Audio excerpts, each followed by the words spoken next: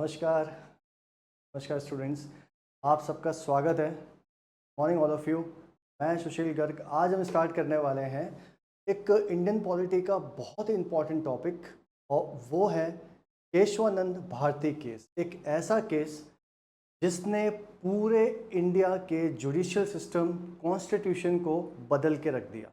कैसे एक मंक ने, जी बिल्कुल आपने ठीक सुना, कैसे एक मंक ने, एक पुजारी ने हमारे संविधान को बचाया। How a monk save the Indian constitution. अब ये बहुत इम्पॉर्टेंट टॉपिक हो जाता है आपके यूपीएससी पर्सपेक्टिव से। स्टेट पीसीएस की जब आप प्रिपरेशन करते हैं तब भी ये आपके लिए बहुत इम्पॉर्टेंट होता है। और ये वीडियो देखने के बाद आई एम रियली श्योर कि आप इसके बाद कुछ आपको जानने की ज़रूरत नहीं पड़ेगी। तो अब इस टॉपिक को एग्ज़ाम पॉइंट ऑफ व्यू से क्या इम्पॉर्टेंट है वो हम देखते हुए चलेंगे। तो ऑल राइट, देखिए सबसे पहली बात तो मैं ये कहूँ कि सर केशवानंद भारती केस है क्या, और इस केस की इतनी फेमस से इतनी इंपॉर्टेंस होने की वजह क्या हो सकती है। अब आपके सामने दिख रहा है कि सुप्रीम कोर्ट की building and the famous Kesavananda Bharati case. अब इस केस को समझने के लिए हर एक चीज़ का बैकग्राउंड पता होना बहुत ज़रूरी है। अगर बैकग्राउंड नहीं पता तो फिर चीज़ें अधूरी हैं। चलिए देखते हैं कैसे क्या हुआ था। तो सबसे पहले मैं कुछ चीज़ों पे जाने से पहले एक चीज़ की बात करूँगा। अब आपके सामने एक महाशय दिखाई दे रहे हैं, ये बहुत वही फेमस केशवानंद भारती जी हैं। आप सब लोग एक बार स्लाइड पे देख लीजिए, ये वही फेमस केशवानंद भारती जी हैं जिनके नाम पर केशवानंद भारती केस 1973 आया। तो all right, what we have to decide is that क्या ये केस हमारे यूपीएससी पॉइंट ऑफ व्यू से इतना इंपॉर्टेंट है। तो ऑफ कोर्स बहुत ज़्यादा इंपॉर्टेंट है। लेकिन एक क्वेश्चन जो यूपीएससी यहाँ से पूछता है, आप देख लो 2019 में क्वेश्चन पूछा है, और क्वेश्चन आपके सामने स्क्रीन पे है। तो सर क्या हमें भी इसको सॉल्व करें? बिल्कुल नहीं। पहले आप एक काम करेंगे, इसका पॉज लेके स्क्रीनशॉट ले लीजिए। हम पूरा चैप्टर या पूरा कॉन्सेप्ट समझने के बाद इस क्वेश्चन पे आएंगे and we will find out कि क्या ये क्वेश्चन सॉल्व होगा या नहीं, और देखिए कैसे इसको सॉल्व करते हैं। तो चलिए बच्चों, पहले हम बात करते हैं बैकग्राउंड की कि सर केशवानंद भारती केस में आखिर है क्या, हुआ क्या था। सिंपल शब्दों में हमको बताइए। देखिए केशवानंद भारती केस का बैकग्राउंड ये है कि आपको एक बात समझनी पड़ेगी। सबसे पहले यहाँ पे हमारे कॉन्स्टिट्यूशन में फर्स्ट अमेंडमेंट किया। कौन सा अमेंडमेंट किया? तो आप बोलोगे सर हमारे कॉन्स्टिट्यूशन में कौन सा अमेंडमेंट किया? First amendment. अब बोलोगे सर फर्स्ट अमेंडमेंट मतलब, देखो समझते हुए चलो। सबसे पहले संविधान में, कॉन्स्टिट्यूशन में फर्स्ट अमेंडमेंट किया कब किया? 1951 में। कब किया बच्चों? 1951 में। और इसमें 9th शेड्यूल को हमारे कॉन्स्टिट्यूशन में ऐड किया गया। अब आप बोलोगे सर 9th शेड्यूल क्या चीज़ है? देखिए 9th शेड्यूल उसको ऐड किया, और 9th शेड्यूल ये कहता था कि 9th शेड्यूल में कोई भी कानून, कोई भी लॉ अगर आप 9th शेड्यूल में इंसर्ट कर दोगे तो उसको जुडिशियल रिव्यू या कोर्ट के सामने चैलेंज नहीं किया जा सकता है। अगेन आई रिपीटिंग, देखो पहला अमेंडमेंट कॉन्स्टिट्यूशन में क्या ऐड किया? 9th schedule.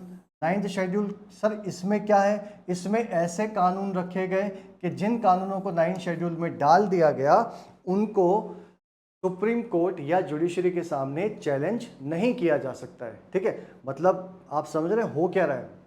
बेसिकली अगर मैं कहूँ तो ये कुछ ऐसी बात है कि सुप्रीम कोर्ट की या जुडिशरी की पावर को कम करने की कोशिश लग रही है, और पार्लियामेंट की जो सुप्रीमेसी है उसको बढ़ाने की कोशिश की गई है। मतलब पार्लियामेंट की जो ताकत, जो पावर है उसको एक्सटेंड किया गया, ऐसा लग रहा है। क्यों लग रहा है? क्योंकि फर्स्ट अमेंडमेंट से 9th शेड्यूल ऐड किया, उसमें बोला कि कोई भी कानून जो 9th शेड्यूल में डाल दिया जाएगा वो किसी भी हालत में सुप्रीम कोर्ट या हाई कोर्ट के सामने चैलेंज नहीं किया जा सकता। आप बोलोगे सर ये क्या बात हुई, ऐसे तो कुछ भी कानून बनाएंगे और फंडामेंटल राइट का वायलेशन भी किया जा सकता है। तो अब इसका सॉल्यूशन क्या होगा? मैं कहूँगा आप देखते जाओ, समझते जाओ। तो पहला अमेंडमेंट ये किया, 9th शेड्यूल डाला और बोला कि कोई भी लॉ इसमें होगा उसको चैलेंज नहीं किया जा सकता। ठीक है भाई, यहाँ तक बात समझ में आई। फिर एक आया शंकरी प्रसाद केस। शंकरी प्रसाद केस आया 1951 में, और इसमें सुप्रीम कोर्ट ने जो फर्स्ट अमेंडमेंट एक्ट है उसको अपहेल्ड किया और ये कहा कि भैया ठीक है, पार्लियामेंट जैसा चाहे, जितना चाहे कॉन्स्टिट्यूशन को अमेंड कर सकती है, चेंज कर सकती है, संशोधन कर सकती है। आई बात समझ में? लेकिन अब सवाल आता है सर ये शंकरी प्रसाद केस लाया क्यों गया, मतलब क्यों आया बेसिकली? देखो इसलिए आया क्योंकि जब ये लॉ इसमें डाले गए तो आपको एक बात ध्यान रखनी है, और वो क्या है सर, ये कौन से लॉ थे? तो ध्यान रखना मोस्टली ये प्रॉपर्टी से जुड़े हुए लॉ थे, जमीन से जुड़े, मतलब सरकार आपकी जमीन ले सकती है और आप उस केस में सुप्रीम कोर्ट या हाई कोर्ट का दरवाजा नहीं खटखटा पाएंगे। क्यों? क्योंकि वो कानून 9th शेड्यूल में डाल दिया। अब आपका अगला सवाल आएगा, सर ये कैसा मजाक है? 1951 में तो राइट टू प्रॉपर्टी एक फंडामेंटल राइट था, तो सरकार कैसे ले सकती है? तो यही तो समझने की कोशिश करनी है। सरकार क्या कर सकती थी? उनको डेवलपमेंट के लिए या और किसी बहुत सारी चीज़ों के लिए ज़मीनें चाहिए थी।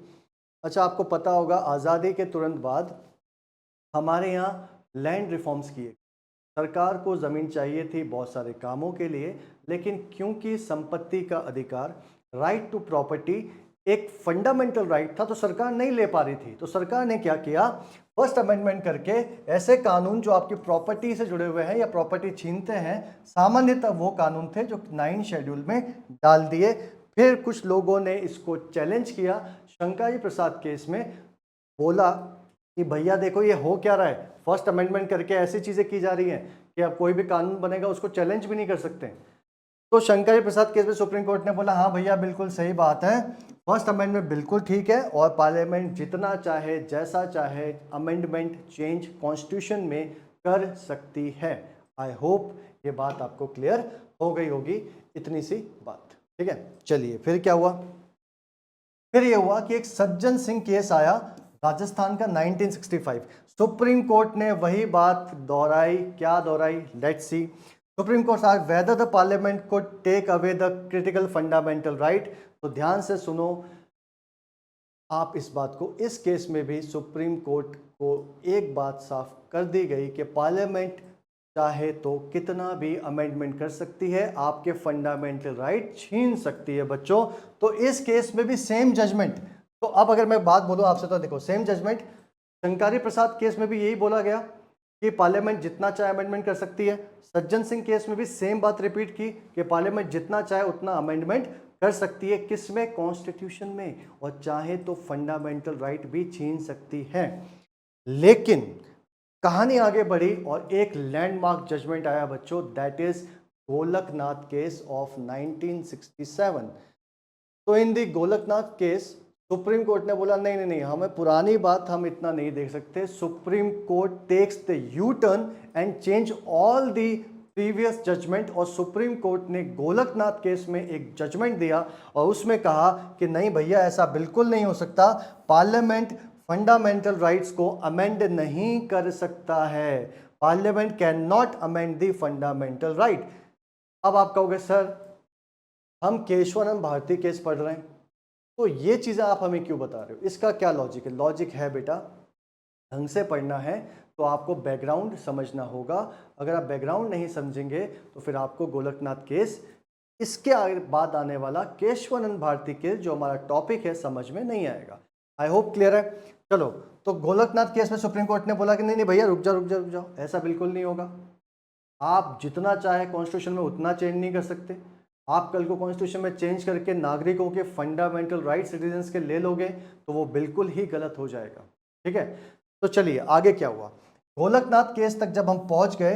अच्छा, गोलकनाथ केस में सुप्रीम कोर्ट ने एक बहुत बात बोली थी और ये कहा था कि फंडामेंटल राइट्स आर सैक्रोसेंट, मतलब ये पवित्र है, ये पवित्र है, दे आर सैक्रोसेंट, इसको नहीं छीना जा सकता, ये सिटीजन्स के लिए बहुत ज़्यादा इंपॉर्टेंट है। अब क्या हुआ, जब ये चीज़ हुई, आप ध्यान से देखना, गोलकनाथ केस हुआ, उसके बाद पार्लियामेंट को आया गुस्सा, मतलब सरकार को आया गुस्सा, अच्छा कि हम फंडामेंटल राइट छीन ही नहीं सकते चाहे कोई भी कानून बनाए। तो क्या हुआ, सरकार ने जवाब कैसे दिया बच्चों? सरकार ने जवाब दिया 24th एंड 25th अमेंडमेंट करके कॉन्स्टिट्यूशन में, और पावर अपनी तरफ लाने की कोशिश की, जो अब तक इस केस में गोलकनाथ केस की वजह से पावर सुप्रीम कोर्ट की तरफ झुक रही थी, मतलब कॉन्स्टिट्यूशन की तरफ झुक रही थी। सरकार ने कहा कि हम ऐसा अभी नहीं होने देंगे। और सरकार ने क्या किया बच्चों, 25th अमेंडमेंट किया। और 24th अमेंडमेंट 1971 में क्या बोला, ध्यान से सुनना, आर्टिकल 13 एंड 368 में चेंज लाया। क्या चेंज लाया, देखो यहां लिखा है कि parliament with the powers to amend the provision of the constitution insulated from the amendments of the from judicial review. Sir इसका क्या मतलब है, हमें नहीं समझ में आया। चलो एक बात मैं आपको समझाता हूँ। देखो यहाँ पे फटाफट से नज़र देना, आर्टिकल 13 क्या कहता है। आर्टिकल 13 एक कॉन्स्टिट्यूशन का ये कहता है कि कोई भी लॉ, ठीक है, कोई भी लॉ जो आपके फंडामेंटल राइट्स को वायलेट करता है। देखो फटाफट समझ लो, मैं चाहता हूं कि आप पूरा बेसिक से समझे।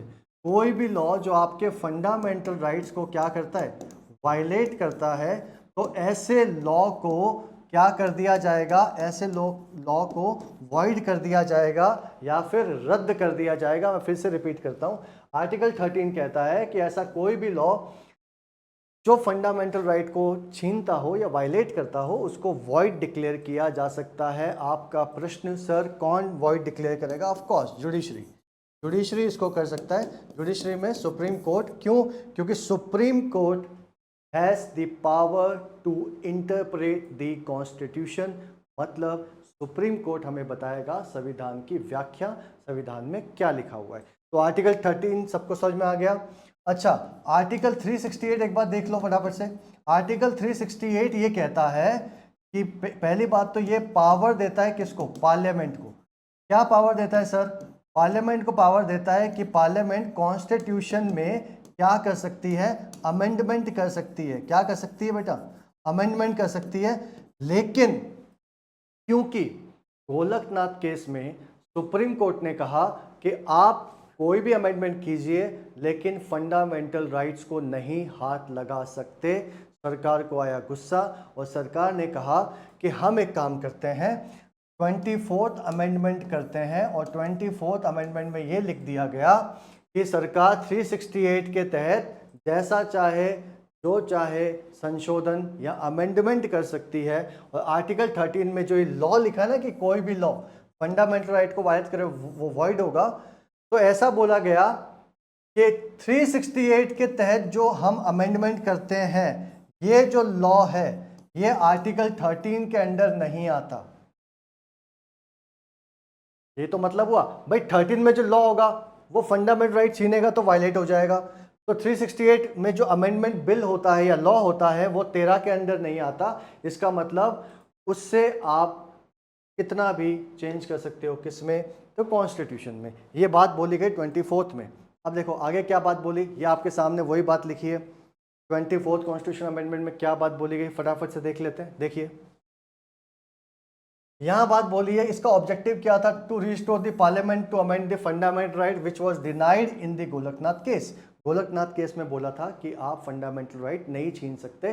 24th अमेंडमेंट में किस में चेंज किया? मैंने अभी बताया, आर्टिकल 13 और आर्टिकल 368 में। 13 में क्या चेंज किया?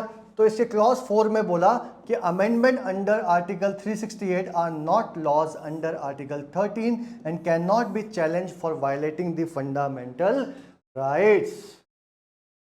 समझ में आ रहा है क्या बोला? देखो यहां बोला कि आर्टिकल 13 में जो लॉ है, ठीक है, वो अगर किसी फंडामेंटल राइट को क्या करता है, वायलेट करता है, वायलेट करता है, तो उसको क्या कर दिया जाएगा, वॉइड या उसको रद्द कर दिया जाएगा। ठीक है, सरकार ने दिमाग लगाया, सरकार कहती है भैया हम तो 368 के तहत जो भी लॉ बनाएंगे या फिर मैं कहूँ कॉन्स्टिट्यूशनल अमेंडमेंट लॉ जो होता है वो बनाएंगे, वो आपके फंडामेंटल राइट छीन सकता है। तो बोला कैसे? तो बोला कि जो भी लॉ 368 में बनाएंगे वो 13 के अंडर लॉ नहीं होगा। भाई जो 13 के अंडर लॉ होगा वही तो सुप्रीम कोर्ट में चैलेंज हो सकता है। सरकार कहती है 368 में क्या चेंज किया, इन्होंने बोला power of parliament to amend the constitution and inserted clause 1 clearly state that parliament can amend any part of the constitution। मतलब 13 में तो ये कहा कि जो 368 के तहत अमेंडमेंट होता है वो आर्टिकल 13 के अंडर लॉ नहीं माना जा सकता। तो किसको, पार्लियामेंट को ये ताकत मिल गई कि वो जितना चाहे उतना अमेंडमेंट कर सकते हैं। आई होप ये बात सबको क्लियर हो चुकी होगी, ठीक है। और 368 में लिख दिया कि भैया हमें तो अनंत शक्ति है, we can amend whatever we want, parliament has the power to amend. In short, in conclusion 13 और 368 में चेंज किए किसने? 24th amendment. ओके, चलिए लेट्स गो आगे। अब 25वां अमेंडमेंट, 25th अमेंडमेंट आया और 25th अमेंडमेंट में कुछ वैसी ही बात बोली गई। देखो क्या बोला, to limit the right to property, the fundamental right and give a privacy to director principal over article 369 B and C. Sir ये क्या है, ये समझ में नहीं आया। ये देखते हैं, समझते हैं, चलिए। 25वां अमेंडमेंट ने ये बोला, देखो इन्होंने बोला कि टू लिमिट द राइट और टू प्रॉपर्टी, ये कह रहे हैं कि डीपीएसपी का आर्टिकल 39 बी और सी, पहली बात तो ये किस में आता है? डीपीएसपी, ठीक है, directive principle of state policy, ये कॉन्स्टिट्यूशन का पार्ट 4 है डीपीएसपी, राइट। तो डीपीएसपी में इसमें ये बोला गया कि आर्टिकल 39 बी और सी को लागू करने के लिए, लागू मतलब इम्प्लीमेंट करने के लिए, अगर राइट टू प्रॉपर्टी का वायलेशन होता है तो कोई दिक्कत की बात नहीं है, there is no such problem. In short government ये कहना चाह रही थी कि आर्टिकल 39 बी एंड सी को अगर हम इम्प्लीमेंट करते हैं और उसके इम्प्लीमेंटेशन की वजह से अगर राइट टू प्रॉपर्टी वायलेट हो जाता है तो कोई दिक्कत नहीं है, उसको क्या नहीं माना जाएगा? उसको फंडामेंटल राइट का वायलेशन नहीं माना जाएगा।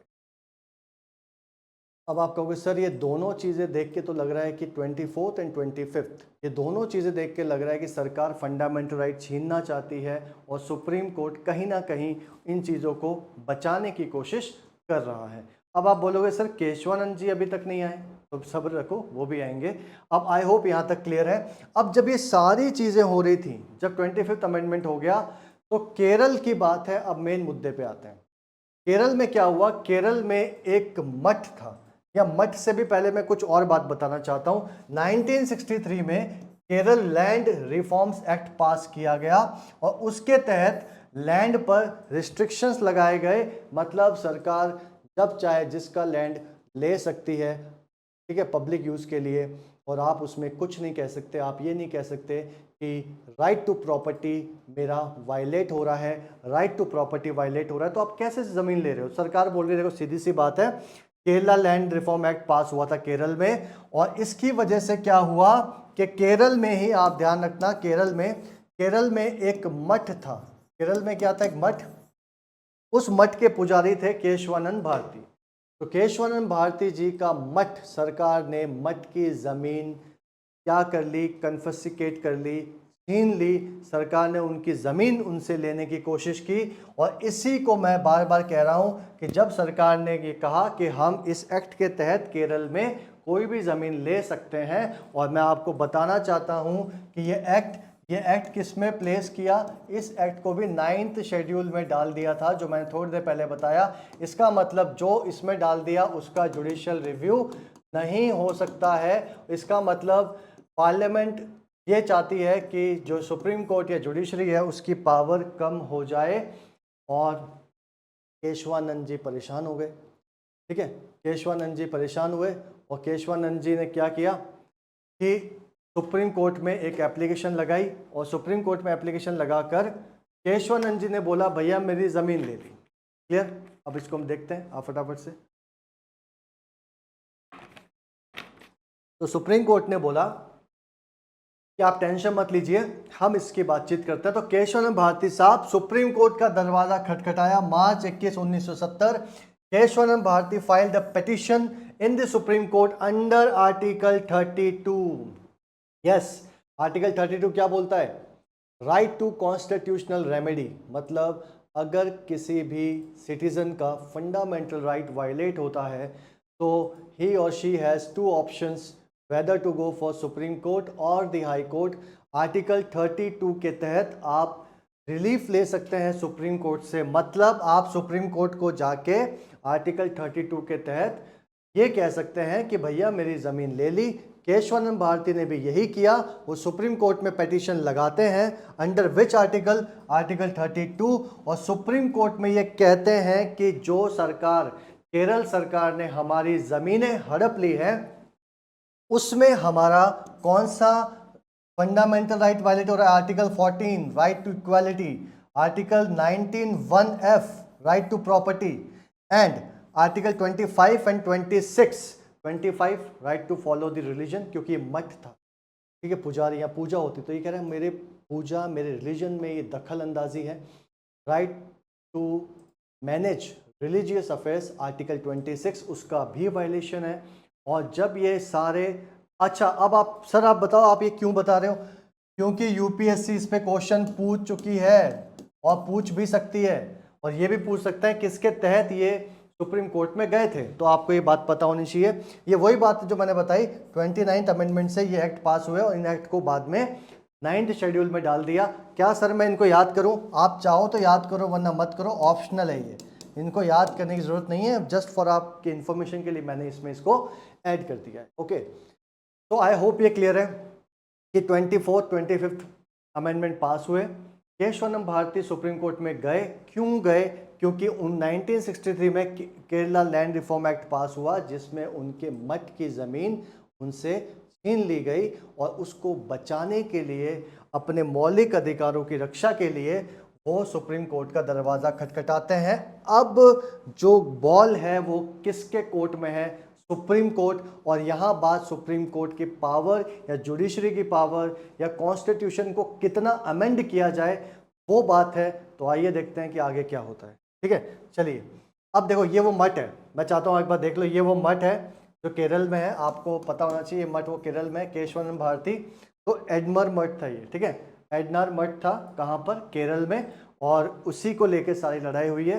ये रिसेंट कुछ सालों की फ़ोटो तो आप देख सकते हैं। ठीक है, चलिए, तो अब मैं चाहता था कि आपको मैं ये दिखाऊं, और अब बात करते हैं the famous Kesavananda Bharati case of 1973 versus the state of Kerala in the supreme court. और सुप्रीम कोर्ट की अब तक के इतिहास की सबसे बड़ी बेंच बैठी, 13 जजेस, यस मार्क इट, 13 जजेस बैठे। क्यों? It is a constitutional bench. अच्छा एक चीज़ और, कॉन्स्टिट्यूशनल बेंच में मिनिमम 5 जजेस होने चाहिए। आप कमेंट में लिख के बताओ कौन सा आर्टिकल कहता है कि कॉन्स्टिट्यूशनल बेंच में मिनिमम 5 जजेस होने चाहिए। तो सबसे famous case Kesavananda Bharati case, और इस केस में क्या हुआ, जजमेंट की समरी देखते हैं। सबसे ज़्यादा लार्जेस्ट एवर इंडियन जुडिशरी, 13 जजेस बैठे थे, ये बात आप याद रखना। और वर्डिक्ट आया था 7-6, वर्डिक्ट किससा आया था? 7-6। मतलब आप ये देख लो कि थोड़ा सा एक अगर वोट यहाँ अगेंस्ट या फॉर में होता तो हमारा future of the judiciary, future of the Indian constitution change हो सकता था। लेकिन समझना ये कि सर आखिर हुआ क्या था। ठीक है, तो 13 जजेस बैठे और इनके सामने क्या क्वेश्चन था, ये करने क्या वाले थे? ये करने वाले थे कि does parliament have the unlimited power to amend the constitution including fundamental right under article 368? क्या पार्लियामेंट के पास अनलिमिटेड पावर है, जितना चाहे उतना अमेंडमेंट कर दें? ये क्वेश्चन केशवानंद भारती केस में सामने आया, और इसके बाद क्या हुआ वो हम आगे देखेंगे। और मैं आपको बताऊं 68 डेज तक इसकी हियरिंग चलती रही, आप ये भी ध्यान रखना, बैक टू बैक हियरिंग इसमें होती रही। और अब इसमें हुआ क्या वो ध्यान से सुनिए। सुप्रीम कोर्ट का लैंडमार्क जजमेंट आया 24 अप्रैल 1973, और सुप्रीम कोर्ट ने कहा कि भैया देखो, पार्लियामेंट जितना चाहे उतना अमेंडमेंट कर सकती है, बट जितना चाहे उतना अमेंडमेंट कर सकती है, लेकिन कॉन्स्टिट्यूशन के बेसिक स्ट्रक्चर में कोई चेंज नहीं कर सकती। अब यहाँ पे मज़ेदार बात आएगी, सरकार ने बोला सर बेसिक स्ट्रक्चर ये क्या होता है, हमें बताओ फिर हम किस में नहीं कर सकते। तो सुप्रीम कोर्ट ने कहा आप जो मर्जी है वो आप अमेंड कीजिए, लेकिन कॉन्स्टिट्यूशन की बेसिक स्ट्रक्चर को आप अमेंड नहीं कर सकते। और जब सरकार ने पूछा सुप्रीम कोर्ट से कि आप बताइए बेसिक स्ट्रक्चर है क्या, सुप्रीम कोर्ट कहता है कि भैया अभी हम नहीं बता सकते। कहने का मेरा मतलब ये है, सुप्रीम कोर्ट ने कहा कि जिस फाउंडेशनल वैल्यूज पे हमारा कॉन्स्टिट्यूशन टिका हुआ है उसको आप चेंज नहीं कर सकते। और जब सरकार ने ये जानने की कोशिश की कि बताइए वो कौन सी वैल्यूज हैं, तो सुप्रीम कोर्ट ने कहा कि हम एक साथ ऐसे नहीं बता सकते, हम पर केस पर केस मेरिट बेसिस पे डिसाइड करेंगे कि क्या ये बेसिक स्ट्रक्चर का पार्ट है या नहीं। मतलब जब कोई केस सुप्रीम कोर्ट के पास आएगा और उसमें जो क्वेश्चन ऑफ लॉ उठेगा किसी चीज़ के वायलेशन का, तब सुप्रीम कोर्ट उसी टाइम बता पाएगा कि क्या ये बेसिक स्ट्रक्चर का पार्ट है या नहीं। तो आपको ये ध्यान रखना है, द फेमस बेसिक स्ट्रक्चर की जो डॉक्ट्राइन है वो भी इसी केस में दिया, और इसको द डॉक्ट्राइन केस भी कहते हैं, बेसिक स्ट्रक्चर डॉक्ट्राइन केस भी कहते हैं। और आपको ध्यान रखना है सुप्रीम कोर्ट ने साफ, सर आप मुझे बताओ सुप्रीम कोर्ट ने क्लियरली बोला क्या इस केस में? इस केस में नंबर 1, पार्लियामेंट जो चाहे वो अमेंड कर सकती है, क्लियर, वो भी खुश, बट एक्सेप्शन, मतलब एक रोक है। रोक क्या है? इस कॉन्स्टिट्यूशन का बेसिक स्ट्रक्चर चेंज नहीं होना चाहिए। और जब बेसिक स्ट्रक्चर के बारे में पूछा गया तो सुप्रीम कोर्ट ने कहा हम मेरिट बेसिस पे केसेस को देखेंगे, जो केस आएगा तभी बता पाएंगे कि वो बेसिक स्ट्रक्चर का पार्ट है या नहीं। वैसे क्योंकि अब तक 2025 तक काफ़ी केसेस आ चुके हैं, तो मैं आपको बता दूं फॉर एग्जांपल बेसिक स्ट्रक्चर का मतलब क्या है। फॉर एग्जांपल जो आपका पार्लियामेंट्री सिस्टम है वो भी आपका बेसिक स्ट्रक्चर का पार्ट है। फंडामेंटल राइट में आर्टिकल 32 ये आपके बेसिक स्ट्रक्चर का पार्ट है, ध्यान रखना। फेयर इलेक्शन जो करवाने होते हैं ये आपके बेसिक स्ट्रक्चर का पार्ट है। सुप्रीमेसी ऑफ पार्लियामेंट, ठीक है, with harmony with the judiciary, ये भी आपका उसका पार्ट है। कहने का मतलब ये है कि बहुत सारे जजमेंट से हमको धीरे धीरे पता चलता है कि बेसिक स्ट्रक्चर होता क्या है। आई होप ये क्लियर। सर आप मुझे ये बताइए क्या बेसिक स्ट्रक्चर क्लियरली डिफाइन है? तो मैं कहूँगा नहीं, बेसिक स्ट्रक्चर क्लियरली डिफाइन बिल्कुल भी नहीं है। ये डिपेंड करता है सुप्रीम कोर्ट के वेरियस जजमेंट में कौन कौन सी बात है। आप लक्ष्मीकांत पढ़ेंगे, वहाँ आपको पार्ट 3 में इस टॉपिक में ये मिल जाएगा कौन किस किस को बेसिक स्ट्रक्चर बोला गया है। तो हम केस की बात करते हैं। तो केस में ही जजमेंट आया, क्या जजमेंट है? कुछ भी चेंज कर सकते हैं, पार्लियामेंट कुछ भी चेंज कर सकती है, लेकिन बेसिक स्ट्रक्चर को चेंज नहीं कर सकती है। और मैं आपको एक बात बताऊं इंटरेस्टिंग, केशवानंद भारती तो ये केस हार गए थे, केशवानंद भारती केस लॉस्ट कर गए थे, लेकिन हमारे कॉन्स्टिट्यूशन को बचा के गए थे। वरना तो पार्लियामेंट कितना भी अमेंडमेंट करती और फंडामेंटल राइट्स आपसे छीन लेती। ये लैंडमार्क जजमेंट था जिसमें बोला आप सब कुछ अमेंड कीजिए लेकिन आप बेसिक स्ट्रक्चर को अमेंड नहीं कर सकते। चलिए ये आप एक बार पढ़ लेना है जजमेंट में क्या बात बोली थी सुप्रीम कोर्ट ने। आप देख सकते हैं यहाँ पे क्या बोला था, in the heart of every enduring democracy lies in the principle that certain rights are so fundamental that they are beyond the reach of the transient political majorities। मतलब कुछ फंडामेंटल राइट इतने सैक्रोसेंट और इतने fundamental है कि आप उसको नहीं छीन सकते, वो सिटीजन का बेसिक राइट होते हैं। आई होप किसी मेंस राइटिंग में आप इसको यूज कर सकते हो, यूपीएससी मेंस और स्टेट पीसीएस के मेंस में आप इसको यूज कर पाएंगे। चलिए एक इंपॉर्टेंट चीज और मैं आपको बताऊं, स्टेट पीसीएस में या यूपीएससी ये क्वेश्चन पूछ सकता है वो 13 जजेस कौन थे जिन्होंने फेमस केस लिया और जजमेंट दिया। तो देखिए जो 7 जजेस इसके मेजॉरिटी में थे जिसने कहा कि बिल्कुल बेसिक स्ट्रक्चर डॉक्ट्राइन को सपोर्ट किया, दैट इज, ये क्वेश्चन पूछा गया है वन डे एग्जामिनेशंस में पूछते हैं। SM Sikri chief justice of India थे उस समय, चैलट, हेगड़े साहब, ग्रोवर साहब, अच्छा एच.आर. खन्ना, वेरी इंपॉर्टेंट, इनका जरूर ध्यान रखना। एच.आर. खन्ना साहब वो थे पहले जब वोट बराबर हुआ था तो इन्होंने कास्टिंग वोट डाला था, इनके वोट से ये डिसाइडिंग वोट है। मतलब डिसाइडिंग वोट मतलब जब इन्होंने वोट कास्ट किया तो 7-6 जो डिसीजन आया कॉन्स्टिट्यूशनल बेंच का, खन्ना साहब जब दोनों तरफ टाई हो गया था तो इनके वोट से ही डिसाइड किया गया था, जरूर याद रखना। जगमोहन रेड्डी सर है, मुखर्जी साहब है। अब कौन से जज थे जिन्होंने कहा कि पार्लियामेंट के पास अनलिमिटेड पावर है? एन रे, आपने नाम सुना होगा, पालेकर साहब, मैथ्यू बेक, द्विवेदी और वाई.एन. चंद्रचूड़, ये आगे जाके सीजीआई भी बने थे हमारे देश के। तो एक बार मैं साइड में हो जाता हूँ, आप बिल्कुल इसका स्क्रीनशॉट भी ले सकते हैं और आप देख सकते हैं किस प्रकार से ये चीज़ें हुई। तो आई होप ये क्लियर है। मैं बिल्कुल कम शब्दों में अगर आपसे एक बात कहूँ कि केशवानंद भारती केस का फाइनल वर्डिक्ट का कंक्लूजन क्या है? पहला, parliament can amend any part of the constitution as long as they are respecting the basic structure मतलब बेसिक स्ट्रक्चर में कोई अमेंडमेंट नहीं किया जा सकता, बाकी पार्लियामेंट जो चाहे वो कर सकती है, ये ध्यान रखना। ओके, ऑल राइट, यहाँ तक क्लियर हुआ। अब एक समरी है इस पूरे जो हमने अभी पढ़ा उसकी, तो फटाफट से देख लीजिए क्या ये समरी आपकी क्लियर है। जिस बच्चे क्लियर है वो समझ गया। देखो, पार्लियामेंट पावर अंडर आर्टिकल 368 के अंदर जो पार्लियामेंट की पावर थी, केशवानंद भारती केस से पहले क्या था, बाद में क्या हुआ है। तो पहले क्या था, तो पहले पावर थी कि पार्लियामेंट एब्सोल्यूट है, अनलिमिटेड है, पार्लियामेंट चाहे जो चाहे फंडामेंटल राइट अमेंड कर सकती है। लेकिन केशवानंद भारती केस में क्या बोला, नॉट अनलिमिटेड, पार्लियामेंट अमेंड तो कर सकती है पर बेसिक स्ट्रक्चर को चेंज नहीं कर सकती है, बेसिक स्ट्रक्चर को चेंज नहीं कर सकती है। आई होप ये चीज आपको क्लियर हुई। पहले क्या था, केशवानंद भारती से पहले आप क्या कर सकते हैं, तो पार्लियामेंट कोई भी चेंज कर सकती है, कुछ भी अमेंडमेंट कर सकती है, अनलिमिटेड पावर है। But due to Kesavananda Bharati case आपको याद रखना है कि पार्लियामेंट चेंज तो अभी भी कर सकती है बट बेसिक स्ट्रक्चर को चेंज नहीं कर सकती। ऑलराइट, चलिए फंडामेंटल राइट की बात करें। मैं आपको कह रहा हूं यहां से यूपीएससी का क्वेश्चन आ सकता है और आपका क्वेश्चन गलत नहीं होगा अगर आपने ये टेबल भी देख के आप गए। चलिए, फंडामेंटल राइट, गोलकनाथ केस में कहा कि parliament can not amend the fundamental right. 24th amendment से ये पावर वापस से रिस्टोर कर दी थी, मैंने बताया था। गोलकनाथ केस में कहा कि भैया आप नहीं छीन सकते, तो सरकार ने जवाब किससे दिया, 25th अमेंडमेंट। 24th अमेंडमेंट में लिखा कि सरकार जो चाहे वो चेंज कर सकती है।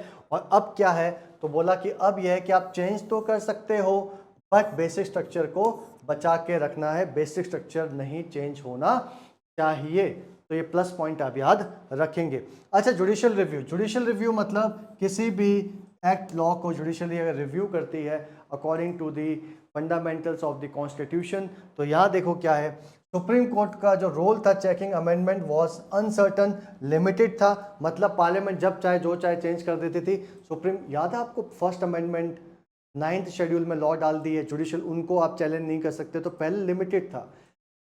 इसके बाद क्या हुआ, सुप्रीम कोर्ट का पावर जुडिशियल रिव्यू का वो जो अमेंडमेंट पावर था वो भी ध्यान रखना, जुडिशियल रिव्यू को आप छीन नहीं सकते। सुप्रीम कोर्ट ने कहा power of judicial review is also the part of basic structure, आप उसको चेंज नहीं कर सकते। तो जुडिशियल रिव्यू कम हुआ कि स्ट्रांग हुआ, तो आप कहोगे सर स्ट्रांग, ठीक है। कॉन्स्टिट्यूशनल सुप्रीमेसी किसकी ज्यादा चलती है, पार्लियामेंट की या व्हाट, या मैं कहूं कि लेजिस्लेचर की या जुडिशरी की। तो आइए देखते हैं।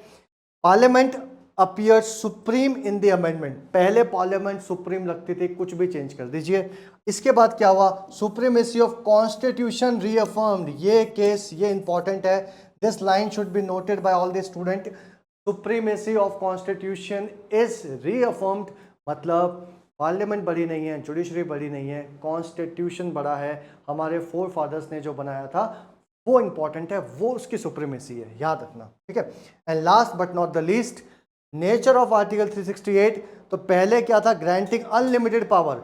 368 में आप कितना भी अमेंडमेंट करो, parliament has to amend each part of the constitution, but after the famous Keshwanand Bharati case, Parliament has the limiting power, it can amend the constitution as long as they preserve the basic structure of the constitution, and that is what the famous Keshwanand Bharati case is all about.